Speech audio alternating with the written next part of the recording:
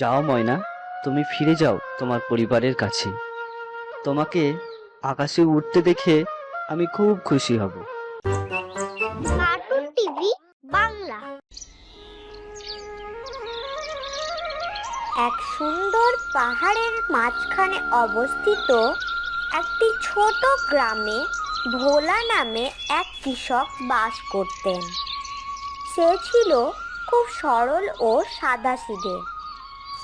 তার দিনগুলি সাধারণত তার ক্ষেত দেখাশোনা করা আর গবাদি পশুর যত্ন নেওয়া এবং তার প্রতিবেশীদের সাথে গল্প করে কাটত। যদিও ভোলা বস্তুগত সম্পদে ধনী ছিলেন না, কিন্তু তিনি খুব দয়ালু মনের ছিলেন।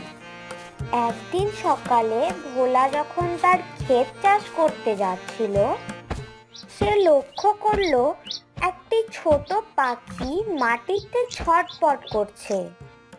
পাখিটির ডানায় খুব আঘাত লেগেছে এবং সে করুণভাবে সাহায্য চাইছে। কেউ বাঁচাও আমাকে, দয়া করে আমাকে কেউ বাঁচাও, আমি উড়তে পারছি না, আমার ডানায় খুব আঘাত লেগেছে। আর কিছু না ভেবে ভোলা পাখিটিকে আস্তে করে হাতে তুলে বাড়িতে নিয়ে এলো। ভোলা পাখিটির খুব যত্ন করতে থাকে এবং পাখির ডানার আঘাতে ওষুধ লাগিয়ে দেয়। রোজ তাকে খাবার এবং জল দিতে থাকে। পরের কয়েক সপ্তাহের মধ্যে পাখিটি বেশ সুস্থ হয়ে যায়। ভোলা পাখিটির নাম রেখেছিল ময়না। ময়না সুস্থ হয়ে ভোলাকে বলে, ধন্যবাদ কৃষক, আমার প্রাণ বাঁচানোর জন্য।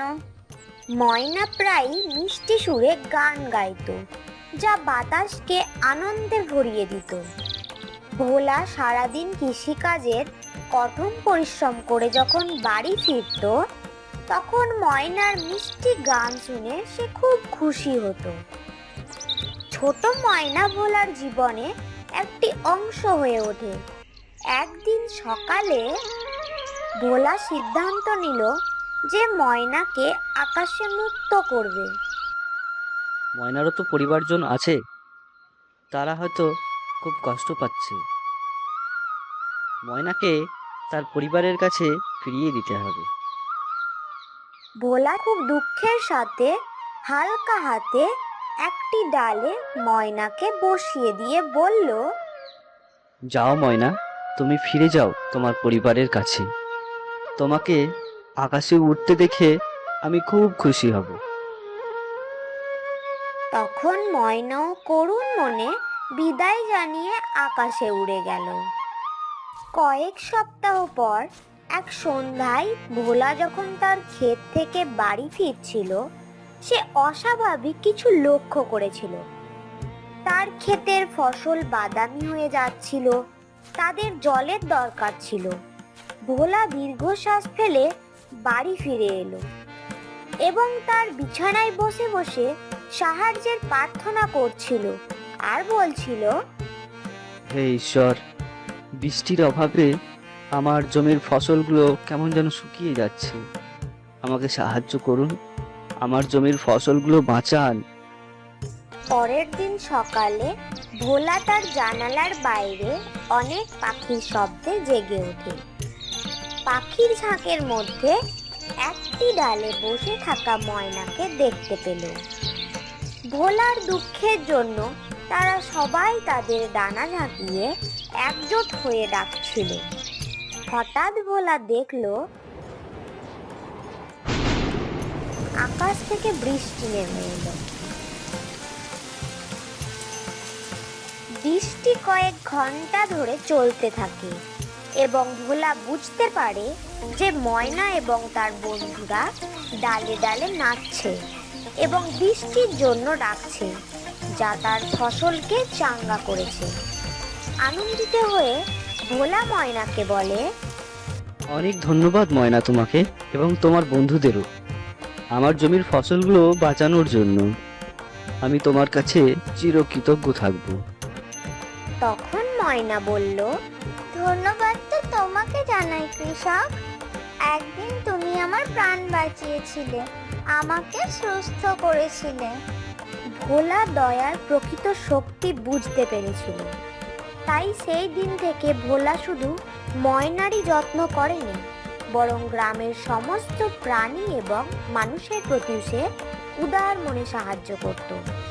ভোলা তার প্রতিবেশীদের সাথে খাবার ভাগাভাগি করে নিত, তাদের কাজে সাহায্য করত এবং সবাইকে খুব ভালোবাসত। গ্রামবাসীরাও ভোলাকে খুব ভালোবাসত।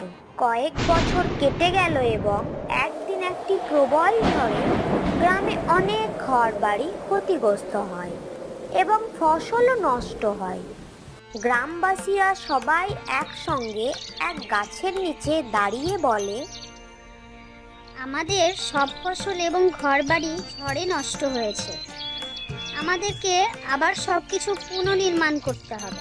হ্যাঁ, ভোলা আমাদের সবার সাহায্য করে, তাই আমরাও সবাই সবার সাহায্য করে সবকিছু নতুন করে আমাদের গ্রাম পুনর্নির্মাণ করব। গ্রামবাসীরা একে অপরকে পুনর্নির্মাণে সাহায্য করার জন্য একত্রিত হয় এবং তারা নতুন করে গ্রাম পুনর্নির্মাণ করে।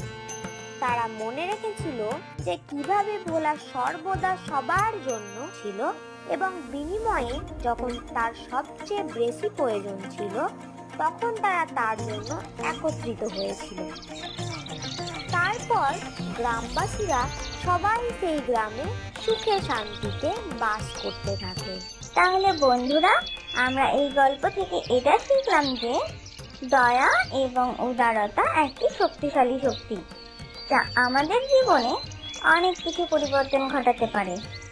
আমরা অন্যদের কাছে যে ব্যবহার দেখাই তা আমাদের কাছে এমনভাবে ফিরে আসতে পারে যা আমরা আশা করতেও পারি না।